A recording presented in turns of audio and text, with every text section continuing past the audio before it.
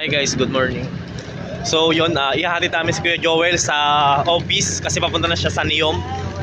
Chief cook siya doon. Ayan. So kasama ko si Dave.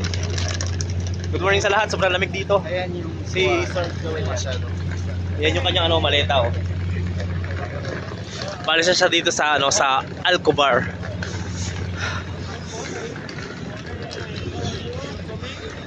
Yes, sobrang lamig. Ang oras dito is 6:30 in the morning. Pero sobrang lamig pa rin.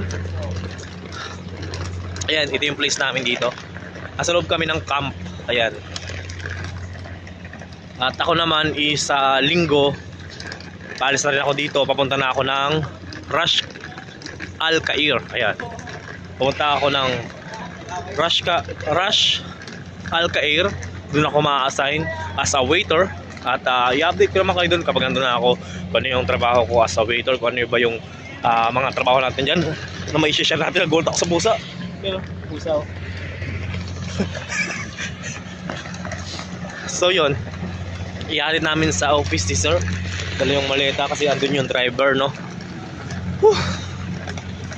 Sobrang lamig dito talaga. Ayan, yung naka-orange, yan si Aljun. Sa Riyadh naman siya ma-assign. Si Dave sa Neom. Tapos si Sir Joel sa Neom din. Senior department siya. Ayan. Police namin.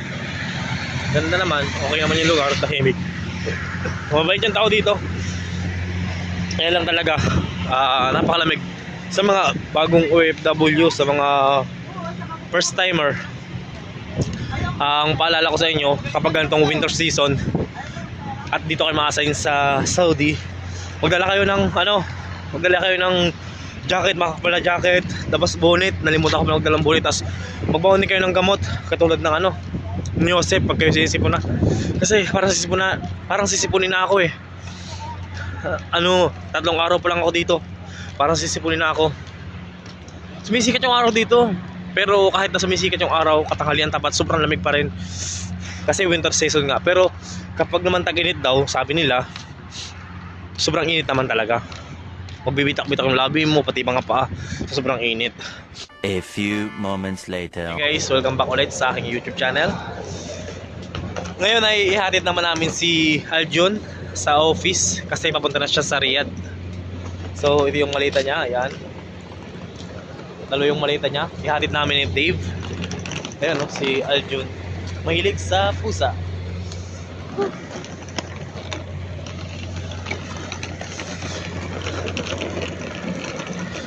Kami naman bukas kami alis dito sa camp. Papunta na ako bukas sa Rush Al Khair. At ito naman si Dave ay papunta naman sa Neom. Magkaiba kami ng lugar. At magkaiba rin kami ng position. Siya busboy, ako naman waiter. So yun, i-update ko lang kayo guys pag nandun ako sa aking place. Ayan. Sobrang lamig ngayon, kahit na 7:30 na, sobrang lamig pa rin. Ayan, may araw dito pero sobrang lamig ng hangin. Ayan, may araw. Pero sobrang lamig. Grabe.